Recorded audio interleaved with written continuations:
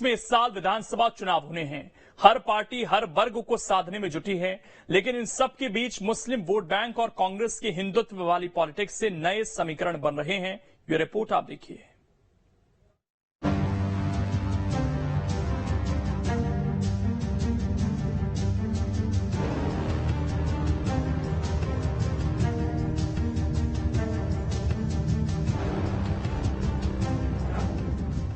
MP में मुस्लिम politics, Congress हुई हिंदुत्व की ओर शिफ्ट। जी हां, मध्य प्रदेश में कांग्रेस की सियासी लाइन बिल्कुल बदली दिख रही है। बीजेपी को काउंटर करने के लिए कांग्रेस लगातार हिंदुत्व की पिच पर बैटिंग कर रही है, जबकि मुस्लिम तबका प्रतिनिधित्व को लेकर चिंतित है। आगे बढ़ने से पहले कमलनाथ का ये बयान सुनिए। मैं तो छिंदवाड़ा की बात करूं, मुझे तो लोग आके बता देते हैं, उनके आरएसएस क्योंकि नागपुर से जुड़ा हुआ है, वहां तो उनके लिए सुबह आओ रात को चले जाओ और बड़ा आसान है। वो उनका एक ही स्लोगन है, अगर हिंदू को वोट देनी है तो हिंदू शेर मोदी को वोट दो, अगर मुसलमान को वोट देनी है कांग्रेस को वोट दो। केवल 2 लाइन, और कोई पाठ पढ़ाने नहीं जाते। ये इनकी रणनीति है और इसमें आप सबको बड़ा सतर्क रहना पड़ेगा। आपको उलझाने की कोशिश करेंगे, हम निपट लेंगे इनसे बाद में, पर मतदान के दिन तक आपको सब कुछ सहना पड़ेगा।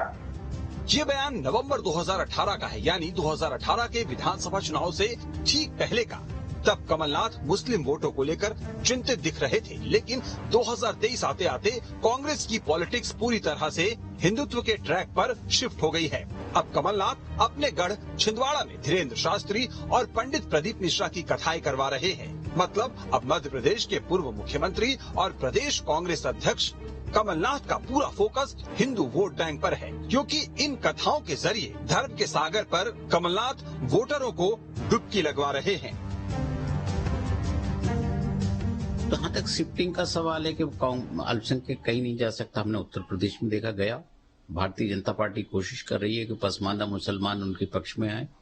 नगरीय निकाय के चुनाव में हमने देखा कई स्थानों पर भारतीय जनता पार्टी के साथ गया। 3 तलाक का इफेक्ट भी होगा। तो ये सोचना गलत है कि नहीं जा सकता, ये धारणा है। अल्पसंख्यक भी ऐसे बहुत सारे होते हैं कि जो 100% कांग्रेस को नहीं जाता है, एक कुछ परसेंट दूसरे राजनीतिक दलों को जाता है, जो उम्मीदवार के आधार पर मिलता है।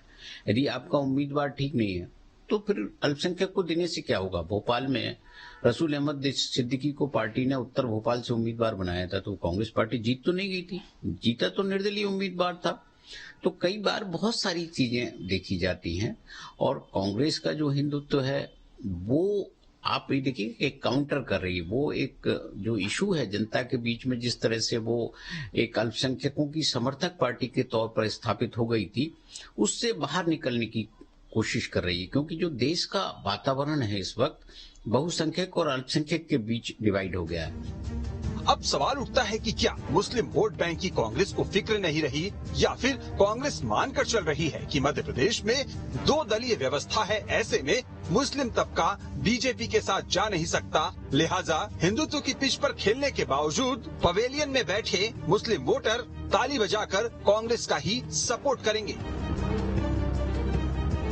कांग्रेस पार्टी का हर वर्ग को ठगा है और ऐसा कोई सगा नहीं है जिनको इनने ठगा नहीं है। चाहे बात आप माइनॉरिटीज की बात करें, आप ओबीसी की बात करें, आप दलित की बात करें, आप आदिवासी की बात करें, यदि आज इन वर्गों में पिछड़ापन है, शिक्षा की कमी है, रोजगार की कमी है, तो वो क्यों है? उसके पीछे मुख्य कारण ये है ना कि जो 60 साल तक जो शासक थे हिंदुस्तान में, उन्होंने इनको मिसयूज किया, केवल एक वोट बैंक की तरह उपयोग किया तो दिया कुछ भी नहीं। हर समाज को, हर वर्ग को मांग करने का अधिकार है। टिकट के अंदर एक ही फॉर्मूला है, वो जातीय समीकरण ज्यादा है कि विनेबिलिटी हो, तो जो जीतने का रखता है दम उसको टिकट दिया जाएगा। जहां पर अल्पसंख्यक वर्ग से जो जीतने के लायक लोग हैं, जीत सकते हैं, तो उनको वहां टिकट दिया जाएगा। जहां बहुसंख्यक लोग जीत सकते हैं उनको वहां टिकट दिया जाएगा। लेकिन सरकार सबकी बनेगी, सबको साथ में लेके बनेगी, हर वर्ग को साथ में लेके चलने वाली बनेगी और सरकार में भी हर वर्ग की हिस्सेदारी होगी। वादे, दावे और आरोप प्रत्यारोप के बीच सच्चाई ये है कि एमपी में मुस्लिमों का प्रतिनिधित्व लगातार विधानसभा में कम हो रहा है। पिछले 7 चुनावों में सिर्फ 9 मुस्लिम विधायक ही विधानसभा पहुंच पाए हैं। आंकड़ों पर गौर करें तो कांग्रेस ने 6 मुस्लिम उम्मीदवार उतारे थे, लेकिन इनमें से कोई भी चुनाव नहीं जीत पाया। 1998 में बीजेपी ने एक भी नहीं, जबकि कांग्रेस ने 4 मुस्लिम उम्मीदवारों को टिकट दिया था, जिसमें से 2 जीते थे। 2003 के विधानसभा चुनाव में भी बीजेपी ने किसी मुस्लिम उम्मीदवार को टिकट नहीं दिया, जबकि कांग्रेस ने 5 उम्मीदवारों को मैदान में उतारा था, इसमें से 1 को जीत मिली। 2008 के विधानसभा चुनाव में बीजेपी ने पिछली बार की ही तरह किसी मुस्लिम चेहरे को नहीं उतारा, जबकि कांग्रेस ने फिर से 5 उम्मीदवारों को टिकट दिया, इसमें से 1 को जीत मिली। 2013 के विधानसभा चुनाव में बीजेपी 1 मुस्लिम उम्मीदवार को मैदान में उतारा, जबकि कांग्रेस ने फिर से 5 मुस्लिम चेहरों को टिकट दिया, लेकिन सिर्फ 1 मुस्लिम विधायक ही विधानसभा पहुंच पाए। 2018 में भी बीजेपी ने 1 मुस्लिम उम्मीदवार को टिकट दिया, जबकि कांग्रेस ने अब की बार सिर्फ 3 मुस्लिम चेहरों को मैदान में उतारा, इसमें से 2 को जीत मिली।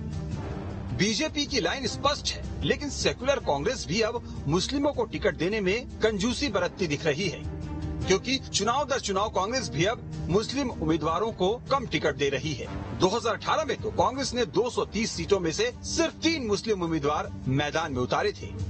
Team news state. वहीं मध्य प्रदेश में